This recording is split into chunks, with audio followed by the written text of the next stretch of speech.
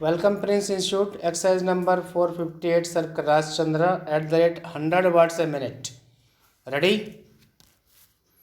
Start.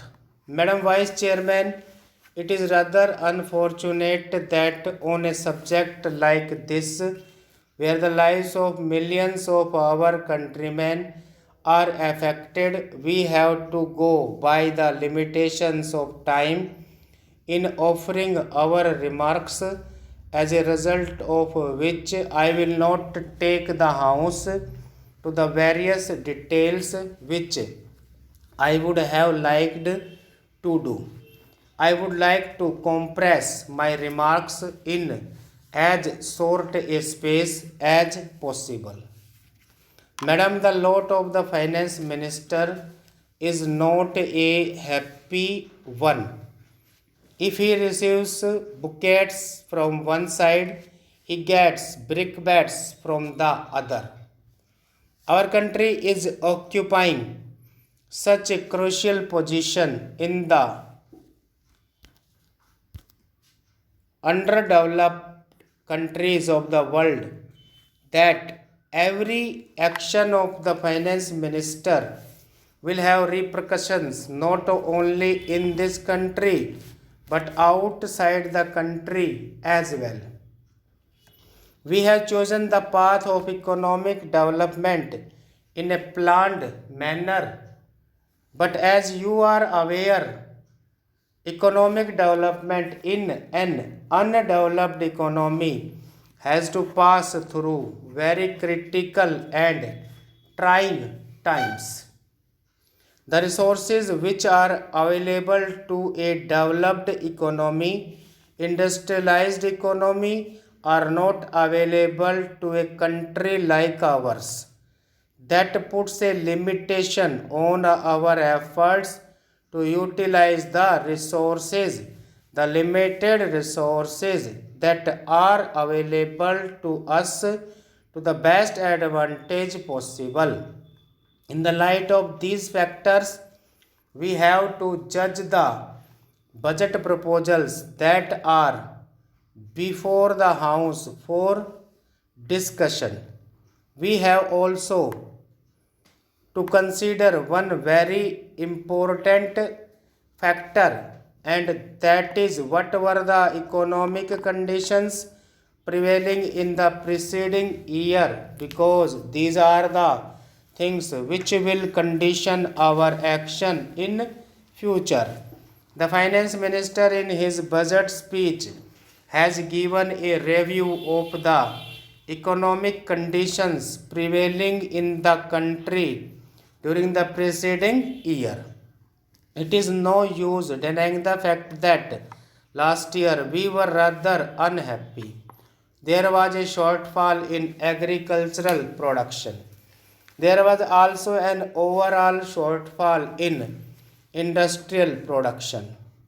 In view of those factors, we might be tempted to take a pessimistic view, but as you are aware, agricultural production in this country has to solely depend to a large extent on the vagaries of the monsoon. Even though our cultivated area in acreage is larger than the cultivated area in China, our production is less than that of China. One of the most important reasons is that the cultivated area under irrigation in India is 21%. Next para. In our country, still we are not utilizing modern techniques of production, but it is heartening to note that during the last 5 years or so, our consumption of fertilizers is increasing. Even then, without the assistance of irrigation, our agricultural production is not likely to improve. Similarly, we had a shortfall in industrial production. The reasons are many, but one of the dominant factors which is now controlling our industrial production is the availability of raw materials. We have to depend on raw materials from outside countries, and our foreign exchange resources do not permit us to import as many raw materials as we might desire. These are the factors which have impeded the growth of our industrial production, which in turn has affected the national income as such. Although last year the national income might not have increased, at least it had remained at the same level as that of 2006-7. A point was made by my honorable friend that the per capita income is going down. It is no doubt a fact that there is a slight fall in the per capita income in this country, but the reasons are quite obvious. Therefore, naturally, with the fall in level of income, it is bound to show a fall in per capita income.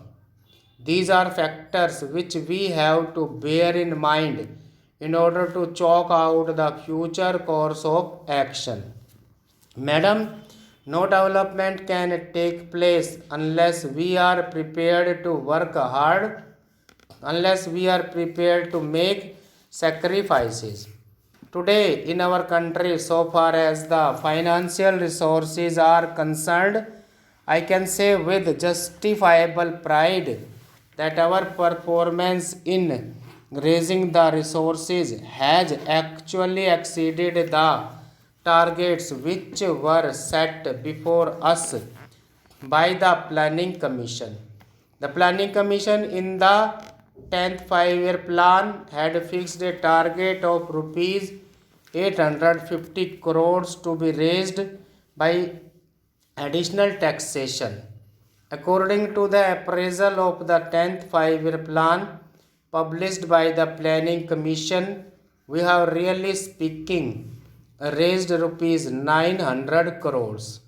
Therefore, from the point of view of making revenue available to the states for the purpose of implementing the plan, it cannot be shifted to the shoulders of the people in the sense that they have not given the resources which were fixed by the Planning Commission. Under the circumstances, a natural question can be asked: what is the reason why our economy is not picking up? The reason was given in the appraisal that during the 2 years which were under review in that report, they had come to the conclusion. Stop.